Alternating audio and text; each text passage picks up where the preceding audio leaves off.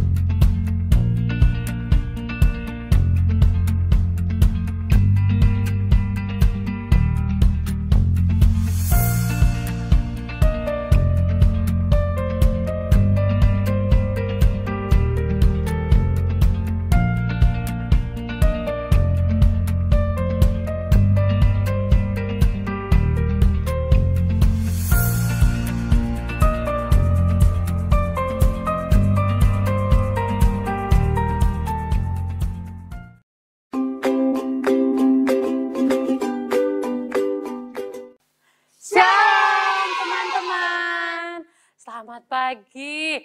Apa kabarnya hari ini? Wah, senang sekali ya Kak Diana boleh kembali menemani adik-adik untuk beribadah bersama-sama. Dan hari ini ada yang berbeda. Kak Diana tidak sendiri. Ada teman-teman dari kelas 6. Ada Meme. Halo. Ada Putri. Hai. Dan kita akan bersukacita bersama memuji Tuhan. Oh iya, Kak Diana belum dengar kabar adik-adik. Nah, kalau Kak Diana tanya apa kabar adik-adik, adik-adik jawabnya, karena Yesus, saya dahsyat luar biasa. Yes, yes, yes. Sekali lagi ya, bareng-bareng ya. Apa kabar adik-adik? Karena Yesus, saya dahsyat luar biasa. Yes, yes, yes. Nah, karena Yesus yang sudah menolong kita dan menyertai kita sehingga kita diberi kesempatan untuk memuji Tuhan. Dan karena kasih Yesus yang menyertai kita sehingga kita boleh dalam keadaan sehat. Nah, kita akan memulai ibadah kita. Kak Diana undang adik-adik bangkit berdiri ya. Kita akan menyatakan kasih kita kepada Tuhan. Kita nyanyi pujian I love you Jesus deep down in my heart.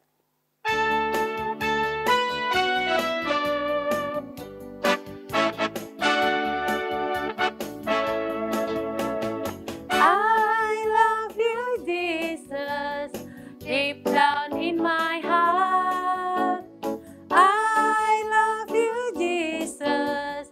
Deep down in my heart, think about deep, deep down, down. Deep down in my heart, talk about deep, deep down, down. Deep down in my heart, aku tresno Yesus.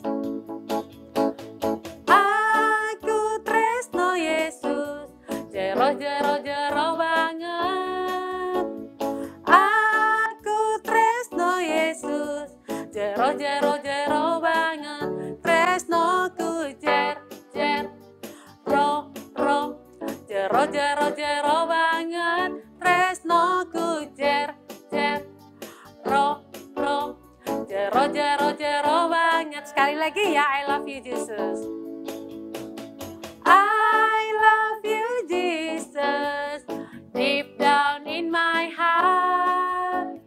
I love you, Jesus, deep down in my heart. Think about deep, deep down, down, deep down in my heart. Talk about deep, deep down, down, deep down in my heart. Oke adik-adik, kita akan menyembah Tuhan. Mari kita mengatakan bahwa kita sungguh mengucap syukur karena penyertaan Tuhan sehingga kita boleh ada hingga pada hari ini. Dan kita tahu satu hal yang pasti, masa depan kita penuh harapan di dalam Tuhan. Kita siapkan hati kita untuk masuk dalam doa.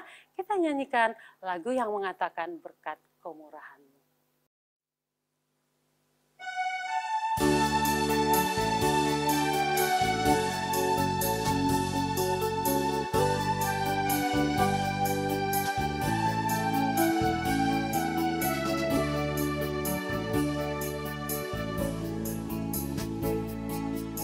Kau hiasi kehidupanku dengan penurahan-Mu. Kau rancangkan masa depanku penuh dengan harapan. Aku ada saat ini, semuanya karena kasih-Mu. Aku hidup hari ini, semua berkat kemurahan-Mu. Terima kasih, Yesus. Engkau sangat baik, teramat baik bagiku. Aku ada hari ini semua karena anugerah Tuhan. Aku ada hari ini, semuanya karena kasih-Mu.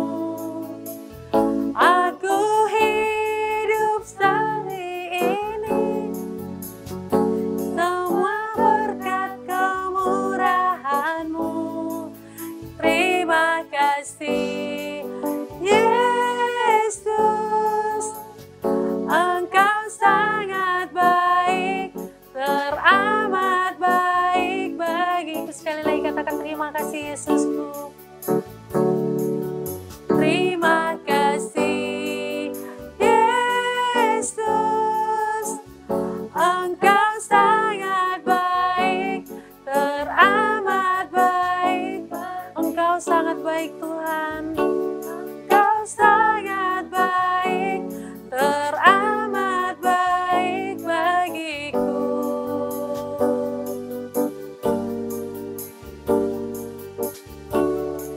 Mari kita berdoa. Tuhan Yesus, kami bersyukur kalau kami boleh ada hingga pada pagi ini, semua karena anugerah Tuhan. Terima kasih untuk kesempatan kami boleh memuji Engkau. Berkati ibadah kami Tuhan pada pagi ini. Biarlah semua kemuliaan hanya untuk nama Tuhan. Di dalam nama Tuhan Yesus kami berdoa. Amin. Nah adik-adik, ketika kita akan melakukan sesuatu dan kita merasa itu sangat sulit, apakah kita langsung mengatakan, ya sudahlah, gak usah melakukannya? Atau pada saat kita merasa sulit, kita datang kepada Tuhan dan berdoa, meminta Tuhan menolong kita? Nah, itu yang benar. Kita akan terus memuji Tuhan ya. Kita akan memuji Tuhan dengan pujian yang mengatakan, bersama Yesus kita bisa.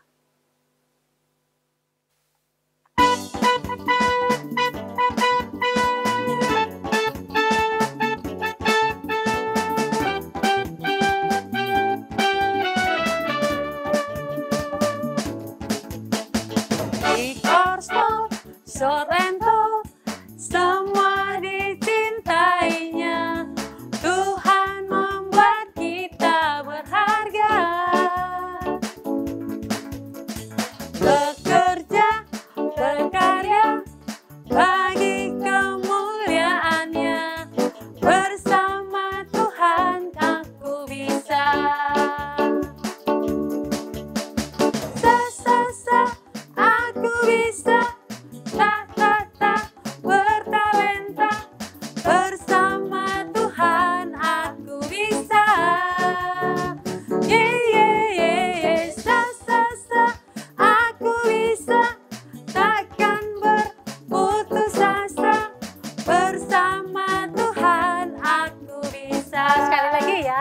nyanyi lagu ini sama-sama.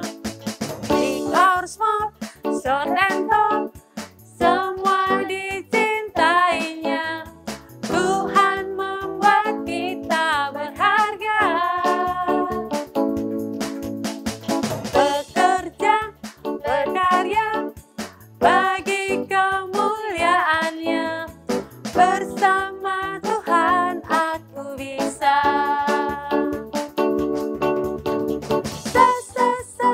Aku bisa. Bertalenta. Bersama Tuhan aku bisa.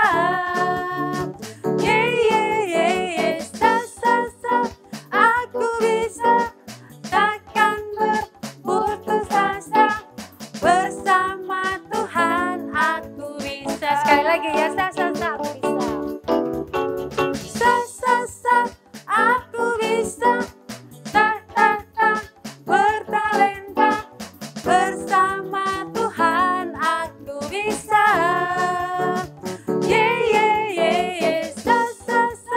Aku bisa.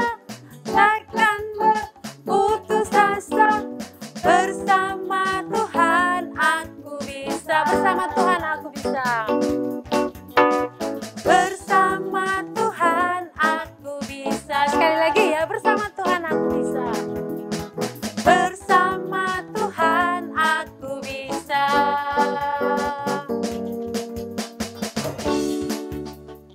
Nah, adik-adik, sebelum kita masuk dalam firman Tuhan pagi ini, sebelumnya adik-adik silahkan memberikan persembahan syukurnya ke kotak yang sudah disiapkan ya.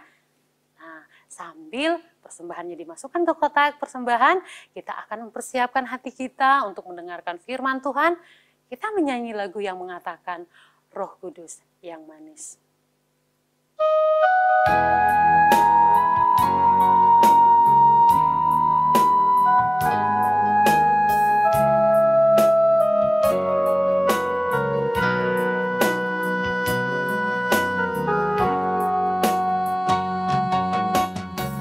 Buka hatiku untuk firman-Mu.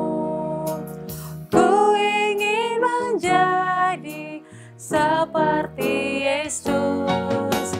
Berfirmanlah Tuhan, ku mau mendengar dan melakukannya setiap hari. Roh Kudus yang manis, tolong aku mengikuti firman Tuhan. Roh Kudus yang manis, jadikanku anak Tuhan yang manis. Sekali lagi ya, kita ulang pujian ini. Ku buka hatiku untuk firman-Mu.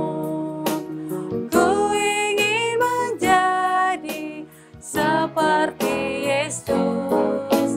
Berfirmanlah Tuhan, ku mau mendengar dan melakukannya setiap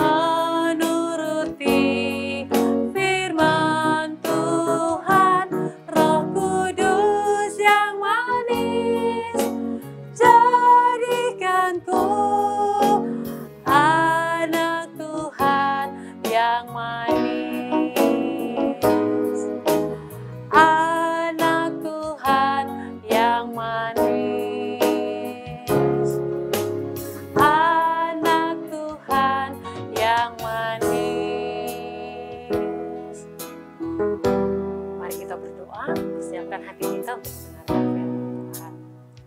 Tuhan Yesus, tolonglah kami supaya kami boleh mendengarkan firman-Mu dengan baik.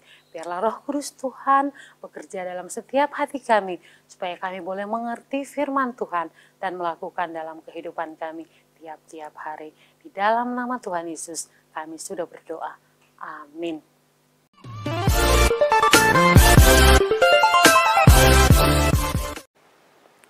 Nah, adik-adik, saatnya kita untuk mendengarkan cerita firman Tuhan. Oke, siapkan Alkitabnya dulu. Sudah ya? Alkitabnya? Oke, kita buka dari Kisah Para Rasul pasal 6 dan pasal 7. Biarkan Alkitabnya tetap terbuka. Oke ya? Nah, sebelum masuk dalam cerita, Kak Diana mau tanya. Menurut adik-adik, apakah menjadi saksi di pengadilan itu adalah hal yang sulit atau sebaliknya? Memang adik-adik dan Kak Diana belum pernah ya menjadi saksi, tetapi kita pernah melihatnya di film-film. Menjadi saksi itu tidak mudah ya. Kenapa? Karena mungkin menjadi saksi itu kita akan mengalami banyak hal. Misalnya ada yang mengintimidasi atau ada orang-orang yang akan meneror kita. Bukan hanya kita, tapi mungkin keluarga-keluarga kita juga. Atau mungkin juga nyawa kita bisa terancam ketika kita akan menyatakan kesaksian itu. Nah, adik-adik, ada dua macam kesaksian. Ada saksi tentang kebenaran dan ada saksi palsu. Nah, saksi palsu itu yang kayak gimana ya, Kak? Saksi palsu itu berarti dia menyatakan kesaksiannya tidak benar. Berarti kesaksian palsu ya. Dan hari ini kita akan belajar dari Alkitab tentang seseorang yang menyatakan kesaksiannya dengan benar. Nah, bagaimana ceritanya? Yuk.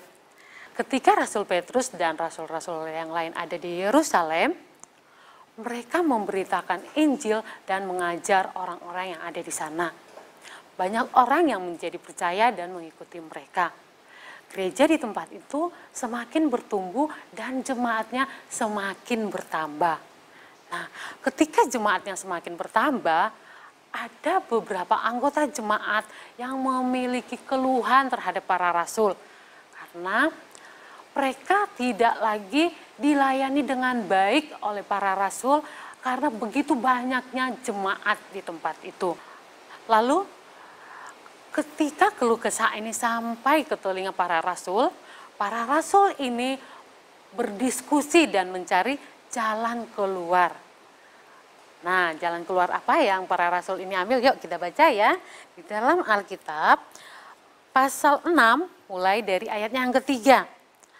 Karena itu saudara-saudara, pilihlah 7 orang dari antaramu yang terkenal baik dan yang penuh roh dan hikmat, supaya kami mengangkat mereka untuk tugas itu. Dan supaya kami sendiri dapat memusatkan pikiran dalam doa dan pelayanan firman. Usul itu diterima baik oleh seluruh jemaat. Lalu mereka memilih Stefanus seorang yang penuh iman dan Roh Kudus, dan Filipus, Prokorus, Nikanor, Timon, Parmenas, dan Nikolaus seorang penganut agama Yahudi dari Antioquia. Jadi ketika para rasul ini sudah memilih 7 orang yang akan membantu dalam pelayanan dalam jemaat itu, para rasul ini memusatkan perhatian untuk mengajar dan memberitakan Injil kembali. Nah, adik-adik, di beberapa gereja, orang-orang yang membantu pelayanan itu ada yang menyebutnya sebagai seorang diaken atau diakon. Terus ada juga beberapa gereja yang menyebut para pelayan firman Tuhan itu disebut sebagai penatua. Dan di gereja kita ya, di Kalam Kudus ya, yang membantu pelayanan di gereja itu disebut sebagai seorang majelis. Nah, ketika Stefanus dan teman-temannya sudah dipilih untuk membantu pelayanan, Stefanus pun melakukan tugasnya dengan baik. Dia memulai pengajaran, terus memulai memperhatikan orang-orang miskin dan juga mengadakan beberapa mujizat untuk menyembuhkan.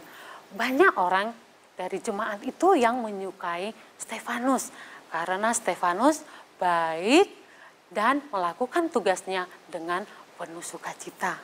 Tetapi adik-adik, ada juga beberapa jemaat yang tidak suka dengan Stefanus. Mereka menghasut beberapa orang lain lagi untuk mencari-cari kesalahan Stefanus. Nah, suatu ketika para pemimpin Yahudi dan ahli-ahli Taurat menyergap dan menangkap Stefanus. Mereka membawa Stefanus ke dalam mahkamah agama, atau saat ini ya mahkamah agama itu disebut sebagai pengadilan. Nah, di dalam pengadilan itu ada seorang imam besar atau seorang hakim yang bertugas untuk menjatuhkan hukuman. Ketika Stefanus dibawa ke dalam pengadilan dan orang-orang yang membenci Stefanus itu mulai memberikan keterangan yang tidak benar tentang Stefanus. Mereka mengatakan bahwa Stefanus menghina tempat suci mereka dan akan mengubah hukum Taurat. Lalu orang-orang yang ada di dalam pengadilan itu menjadi marah. Mereka sangat marah. Dan pada saat itu Stefanus tidak merasa takut. Dikatakan tadi ya, Stefanus dipenuhi oleh Roh Kudus. Malah justru Stefanus berdiri dan seketika itu juga dia memberikan kesaksiannya. Stefanus memulai kesaksiannya dengan mengatakan bahwa Allah yang sudah berjanji akan memimpin bangsa Israel keluar dari tanah Mesir, membawa mereka masuk ke tanah Kanaan, dan Allah menepatinya. Mereka semakin marah. Lalu mereka memulai kesaksian yang tidak benar lagi tentang Stefanus. Dan pada saat itu Stefanus dengan tidak merasa takut sedikit pun kembali bersaksi. Coba kita lihat ya kesaksian Stefanus yang kedua. Kita lihat di pasal yang ke-7 ayatnya yang ke-51. Kita baca sama-sama ya. Hai orang-orang yang keras kepala dan yang tidak bersunat hati dan telinga. Kamu selalu menentang Roh Kudus sama seperti nenek moyangmu. Demikian juga kamu. Dan adik-adik tahu seketika itu juga semakin marahlah para pemimpin agama Yahudi, para ahli-ahli Taurat, dan semua orang yang ada di pengadilan itu. Dan apa yang mereka lakukan? Kita lihat ya di ayat selanjutnya. Di ayat 57, kita baca sama-sama lagi ya. Maka berteriak-teriaklah mereka dan sambil menutup telinga serentak menyerbu dia. Mereka menyeret dia keluar kota lalu melemparinya. Dan saksi-saksi meletakkan jubah mereka di depan kaki seorang muda yang bernama Saulus. Sedang mereka melemparinya, Stefanus berdoa katanya, "Ya Tuhan, terimalah rohku." Sambil berlutut, ia berseru dengan suara nyaring, "Tuhan, janganlah tanggungkan dosa ini kepada mereka." Dan dengan perkataan itu meninggallah ia. Dan sekali lagi, adik-adik tahu kan, Stefanus tidak merasa takut sekalipun. Di tengah-tengah keadaan yang paling sulit. Mungkin ya kalau kita ya, kalau Kak Diana sendiri mungkin akan lari dari tempat itu. Tetapi tidak dengan Stefanus. Stefanus ada di tempatnya. Dan dengan dipenuhi Roh Kudus, dia tetap bersaksi. Dan kesaksian yang terakhir, dari situlah Stefanus meninggal. Dan Stefanus meninggal di dalam kemenangan. Kenapa di dalam kemenangan? Karena sebelum meninggal, Stefanus menyampaikan kesaksiannya. Nah, adik-adik, hari ini ada dua hal yang akan kita pelajari dari Stefanus. Yang pertama, dalam keadaan apapun, Stefanus tetap mempertahankan imannya. Nah, lalu menurut adik-adik, apakah mempertahankan iman seseorang itu adalah hal yang mudah atau yang sulit? Nah, mempertahankan iman kita itu bukanlah hal yang sulit. Kalau kita mencintai Tuhan dan firman-Nya. Loh, maksudnya apa toh Kak ya, mencintai Tuhan dan firman-Nya? Mencintai Tuhan bukan hanya diungkapkan dengan kata-kata, tetapi juga mencintai Tuhan sekaligus kita mencintai firman-Nya. Ada waktu untuk membaca firman Tuhan. Ada waktu kita membiarkan Tuhan berbicara kepada kita melalui firman-Nya. Atau kita tidak memiliki waktu untuk membaca firman. Kita seringkali banyak menghabiskan waktu untuk bermain gadget atau untuk nonton YouTube. Apakah seperti itu yang mencintai firman, mencintai Tuhan dan firman-Nya? Tidak ya adik-adik. Atau masih adakah waktu kita untuk bersekutu dan memiliki waktu untuk beribadah? Saat sekarang memang berbeda ya. Sekarang ini kita beribadahnya lewat media, lewat online ya. Tapi mari kita tetap memiliki waktu untuk mencintai Tuhan dan firman-Nya melalui persekutuan. Atau mungkin ketika mama mengatakan, yuk siap-siap untuk mengikuti ibadah sekolah minggu secara online. Lalu masih ada adik-adik yang sibuk dengan gadgetnya, masih ada adik-adik yang mengatakan, bentar Ma, Mobile Legends-ku mau masuk di rank yang mythic. Atau mungkin ada alasan-alasan lain. Bentar Ma, Free Fire-ku aku mau jadi master Ma. Atau mungkin ada alasan-alasan yang lain. Bentar Ma, aku lagi buat challenge TikTok untuk upload di IG supaya followersku menjadi bertambah. Apakah seperti itu adik-adik? Tidak ya. Mencintai Tuhan dan mencintai firman-Nya berarti kita mendahulukan untuk memiliki waktu bersama dengan Tuhan dan membaca firman Tuhan. Apakah susah? Tidak susah. Minta tuntunan Roh Kudus untuk menolong adik-adik.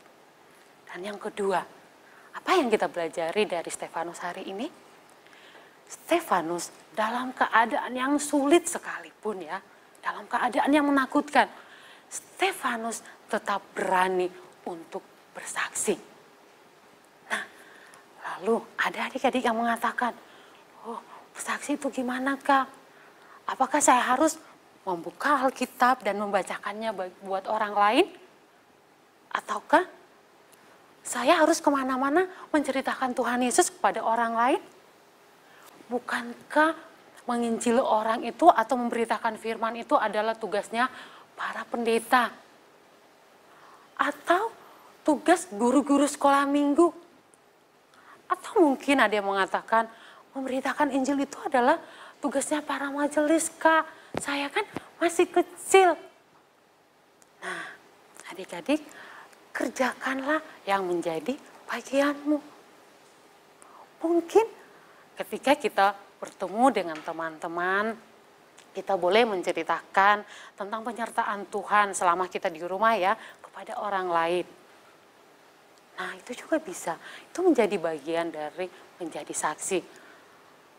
Atau ketika kemarin-kemarin ya kita di dalam ruang mengikuti ujian. Waduh, soalnya susah. Dan kita tidak mempersiapkan diri dengan baik. Nah, lalu ada teman-teman yang mengatakan seperti ini. Ah, kalau gitu kita kerja bareng aja supaya nilai kita tidak jelek. Nah, gimana sikap adik-adik? Apakah adik-adik masih bisa menjadi saksi di tengah-tengah keadaan yang seperti itu? Menjadi saksi bukan hanya ketika kita membaca firman Tuhan bagi orang lain dan menceritakan tentang Tuhan Yesus kepada orang lain. Tetapi menjadi saksi bisa ketika kita melakukan hal yang benar dengan cara hidup kita yang benar. Menurut adik-adik, mencontek adalah hal yang benar bukan? Tidak. Tidak ya. Mencontek bukan hal yang benar. Dan pada saat itulah adik-adik dituntut untuk berani mengatakan tidak untuk hal-hal yang benar. Karena adik-adik tahu hal-hal yang benar itu dari Alkitab ketika kita rajin membaca Alkitab. Nah, bagaimana sekarang? Apakah adik-adik mau memulai memiliki waktu yang banyak untuk mencintai Tuhan dan membaca Alkitab? Mari kita membuat komitmen ya mulai hari ini. Tadi ya seperti di pujian kita di awal mengatakan, kita bisa kalau kita melakukannya bersama dengan Tuhan. Minta tuntunan Roh Kudus Tuhan untuk menolong kita melakukan apa yang benar di tengah-tengah situasi yang sulit sekalipun. Bisa ya? Yuk kita berdoa untuk menutup firman Tuhan pada pagi ini. Tuhan Yesus yang baik, terima kasih untuk firman Tuhan boleh mengajarkan kepada kami bagaimana kami mempertahankan iman kami dan kami boleh menjadi saksi Tuhan di tengah-tengah situasi yang sulit sekalipun. Biarlah Roh Kudus Tuhan menolong kami dan memimpin kami. Kami juga sudah memberikan persembahan syukur kami, biarlah Tuhan memberkati persembahan kami. Kami akan mengakhiri ibadah sekolah minggu kami pagi ini. Tuhan terus menolong kami, kasih Tuhan menyertai dan melindungi kami. Dan biarlah Roh Kudus Tuhan bekerja dalam setiap hati kami ketika kami melakukan aktivitas kami. Di dalam nama Tuhan Yesus kami berdoa. Amin.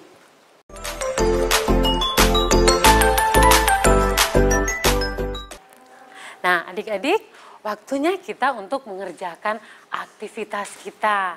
Nah, hal pertama yang akan kita lakukan sebelum mengerjakan aktivitas hari ini adalah membaca secara keseluruhan bahan Alkitab kita tadi. Dari mana? Kisah Para Rasul pasal 6 dan pasal 7. Semuanya dibaca ya. Nah, setelah dibaca, Kak Diana yakin semua bisa mengisi TTS ini dengan benar. Oke ya, karena jawaban dari soal-soal TTS ini ada di Kisah Para Rasul pasal 6 dan pasal 7. Setelah sudah mengerjakan, udah ya. Setelah sudah mengerjakan, adik-adik kita mau buat kreasi sesuai dengan keinginan kita atau sesuai dengan kemauan kita. Nah, adik-adik, kalau di rumah adik-adik memiliki kertas buffalo atau kertas manila, seperti ini ya, yang berwarna-warni, kalau ada ya. Atau kalau kedua kertas itu tidak ada, adik-adik boleh memakai kertas HVS biasa, yang seperti ini. Nah, sudah ya. Setelah itu, adik-adik boleh membentuk pola sesuai dengan keinginan adik-adik. Nah, Kak Diana kasih contoh ya. Kak Diana sudah membuat 3 pola. Nah, yang pertama ada bentuk hati. Terus yang kedua ada bentuk segi 4 biasa. Dan yang terakhir ini adalah nanti ini akan menjadi bentuk pohon. Kita tinggal menambahkan batangnya saja. Terus setelah itu langkah selanjutnya. Adik-adik boleh membuat seperti ini. Kemarin ya di grup masing-masing kelas sudah di-sharekan bentuk dari teka-teki silang itu. Kalau adik-adik memiliki waktu untuk ngeprint ya, silahkan adik-adik membuat seperti ini. Nah, seperti ini ya. Seperti ini. Lalu ditempelkan ke media yang tadi sesuai dengan keinginan adik-adik. Sudah? Atau kalau adik-adik tidak sempat untuk ngeprint, gak apa-apa, boleh dituliskan seperti ini. Ditulis pakai spidol atau pulpen.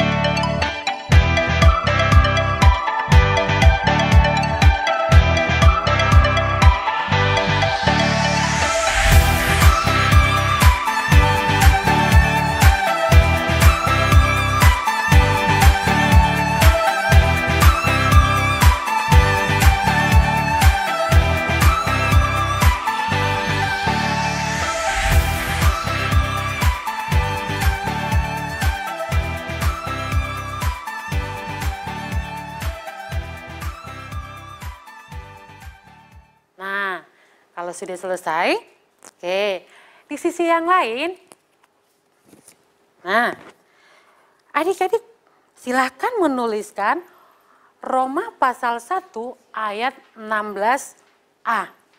Nah, itu ayat apa ya Kak? Itu adalah ayat hafalan kita minggu ini.